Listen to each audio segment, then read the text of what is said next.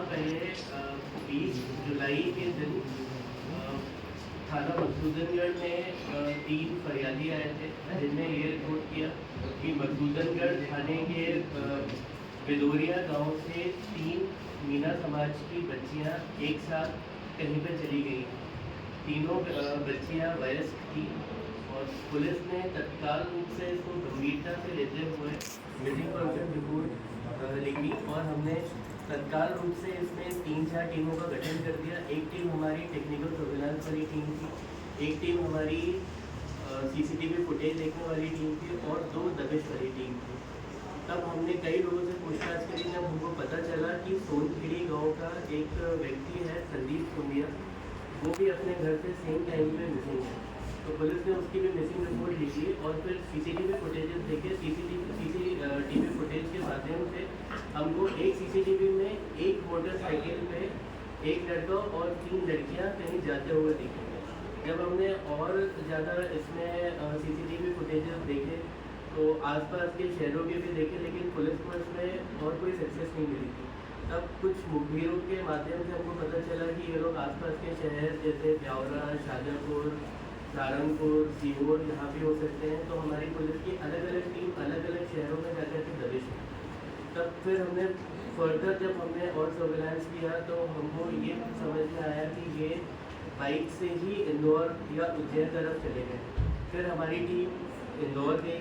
इंदौर जाकर के हमारी टीम ने पूरे भंवरपुरा क्षेत्र और जितने भी हॉस्टल्स हैं किराए पे जहाँ घर मिलते हैं, एक एक किराए के घर को, हॉस्टल को सब चेक करती रही 1-2 दिन तक। फिर उसके बाद एक खजराना गणेश मंदिर के जब हम लोग फुटेजेस देख रहे थे तो खजराना गणेश मंदिर के फुटेज में ये तीनों लड़कियां और ये लड़का संदीप सोनिया है, ये लोग दिखे वहाँ पे। फिर हमने और पूछताछ करी तो हमको पता चला कि एक आशीष मीना करके एक दोस्त है संदीप सोनिया का, तो उसके घर पे भी ये तीनों बच्चियां और संदीप गए थे। जिस दिन यहाँ मधुसूदनगढ़ से निकले थे उस दिन ये लोग इंदौर में सबसे पहले उनके घर गए। तो संदीप आशीष मीना इन तीनों को देख करके डर गया, उसके मामा जी भी थे। तब संदीप ने इनसे बोला कि हम लोग को आपके घर ही रहने दो। तो उनके मामा जी और आशीष मीना ने मना कर दिया कि पहले भी यहाँ पे कोई पुलिस का मैटर हो चुका है, कोई मिसिंग पर्सन रिपोर्ट से, जब पुलिस हमसे पूछताछ करने आई थी, इसलिए हम रहने नहीं दे सकते।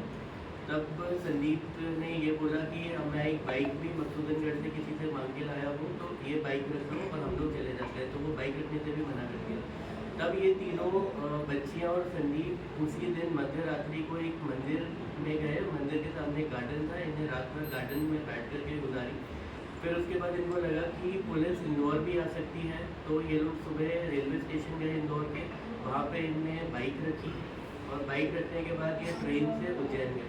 उज्जैन गए तो उज्जैन में जाते थे सबसे पहले इन्हें कई सारे घर तलाशे, कोई कमरा तलाशे कहीं इनको मिल जाए। तो इनको अल्टीमेटली एक कमरा मिला। लगभग इन्हें 3,000 रुपये कमरे के दिए थे 15 दिन के लिए। फिर इन लोगों को लगातार कहीं से खबर मिल रही थी कि पुलिस सब जगह दबिश कर रही है, सारे सीसीटीवी देख रही है। तो इनको एक वकील के पास जाना ठीक लगा। इन लोग एक वकील के पास गए और वकील के पास जाकर के इन्हें बोला कि हम लोग अपनी इच्छा से भाग के आए हैं और संदीप और 3 बच्चियों में से एक बच्ची, इन्हें बोला कि हम शादी भी करना चाहते हैं, तो हम लोग क्या आप शादी करा दें। तो वकील ने बोला कि इसमें करीब 20-25 हज़ार का खर्चा आएगा। तो इन्हें बोला कि हमारे पास इतने पैसे नहीं है। तो वकील ने फिर इनको बोला कि मैं एक लीगल डॉक्यूमेंट एफिडेविट बना करके आपको दे देता हूँ। तो इन्हें बोला कि हमको नहीं चाहिए, आप वो एफिडेविट बना के या तो थाने में भेज दीजिए या हमारे घर पे भेज दीजिए। और इन्हें वकील को गाड़ी की भी चाबी दे दी और कुछ पैसे लेकर के माथे चले गए। तो करीब 10-15 दिन बाद मधुसूदनगढ़ थाने में 3 लीगल डॉक्यूमेंट आए, एफिडेविट आए। एक एफिडेविट में लिखा हुआ था कि संदीप और एक बच्ची ये दोनों शादी करना चाहते हैं और ये दोनों स्वतंत्र हैं, ये वयस्क हैं और इनको परेशान नहीं किया जाए।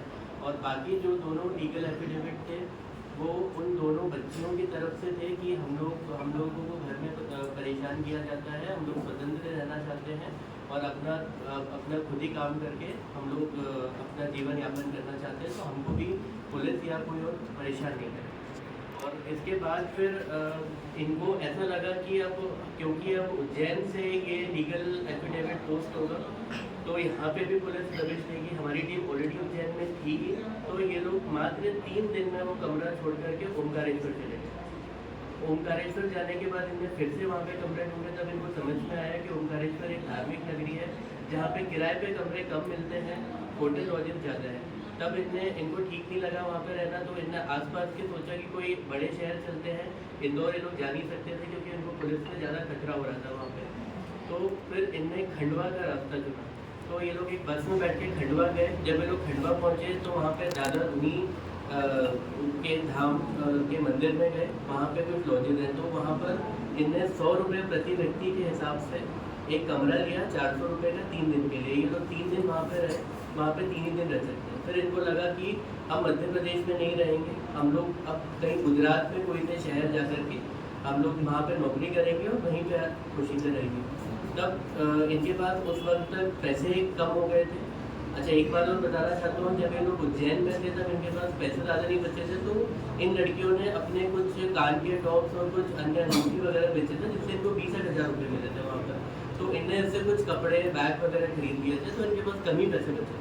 फिर ये लोग करीब इनने 2200 रुपये की टिकट खरीदी बस की खंडवा से सूरत के लिए। इनको ऐसा लगा कि रेलवे स्टेशन पे काफ़ी पुलिस रहती है, हम लोग ट्रेन से पकड़ी नहीं जाए, वहाँ पे CCTV होते हैं। तो ये लोग सूरत गए अगले दिन।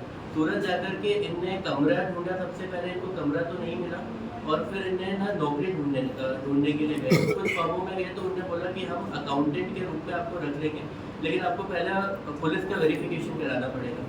जो कमरे के मालिक थे उनने भी ये बोला पुलिस वेरिफिकेशन लगेगा। तब ये लोग इस बात से हताश हो गए कि पुलिस वेरिफिकेशन में हम लोग पकड़े जाएंगे। तब इनके पास ज़्यादा पैसे भी नहीं बचे थे, मात्र 2000 रुपये बचे थे। फिर इन्होंने सोचा इतने में तो बस की टिकट ही नहीं आएगी, तो हमको रेलवे ट्रेन से जाना पड़ेगा। तो इन्होंने डिसाइड किया कि हम वापस खंडवा जाते हैं। ये तीनों बच्चियाँ और संदीप ये फिर से खंडवा आए। खंडवा आकर के इनकी ट्रेन में ही या एक कोई सोनू नाम के व्यक्ति से दोस्ती हुई। उस सोनू नाम के व्यक्ति ने एक बच्ची को बहन माना, उसने उसको भाई मान लिया था, और उसको एक छोटा कीपैड 1000 रुपये में एक मोबाइल दिया और एक सिम।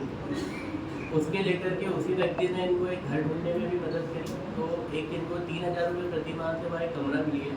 तो ये लोग कमरे में चारों रहने लगे एक साथ, और इन्हें ये बोला कि हमको NTPC की तैयारी करनी है और आगे सरकारी एग्ज़ाम की तैयारी कर रहे हैं, और हम लोग कुछ काम भी करेंगे, तो हम लोग को वहाँ पे किराए पे चाहिए। तो उक्त मकान मालिक के द्वारा कोई पुलिस वेरिफिकेशन नहीं कराया गया, इनको कमरा दे दिया गया।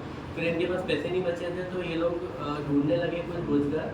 तो इसी में संदीप तोलिया एक होटल में वेटर का काम मिला, लगभग 400 रुपये प्रतिदिन के हिसाब से। और 3 में से 2 बच्चियों को रोटी बेलने का एक होटल में काम मिला, लगभग 600 रुपये प्रतिदिन के हिसाब से। तो ये लोग काम करके अपना जीवन यापन करने लगे। इसी बीच संदीप को थोड़ी सी ये लगा कि पुलिस लगातार कई शहरों में दबिश दे रही है, हमारे बहुत लोगों से पूछताछ कर रही है, तो ऐसा नहीं हो कि मेरे घर पे कोई दिक्कत हो जाए। तो संदीप ने बोला कि मैं इंदौर जाता हूँ वापस आशीष मीना के पास, और मैं सब पूछ करके आता हूँ। तब उनमें से 2 बच्चियों ने ये बोला कि तुम मत जाओ, तुम फंस सकते हो, हम लोग जाते हैं और इंदौर में सब पूछ के आते हैं। तो इसी बीच हमारी टीम को मुखबिरों के माध्यम से सूचना मिल गई कि ये लोग खंडवा में नहीं रह रहे, क्योंकि ये लोग किसी तरीके का फ़ोन, सोशल मीडिया कुछ भी यूज़ नहीं कर रहे थे। तो हमारे टेक्निकल सर्वेलेंस लगातार फेल हो रहे थे, ज़्यादा लीड्स नहीं मिल रही थी। फिर हमने ग्राउंड लेवल पर मुखबिरी लगाई।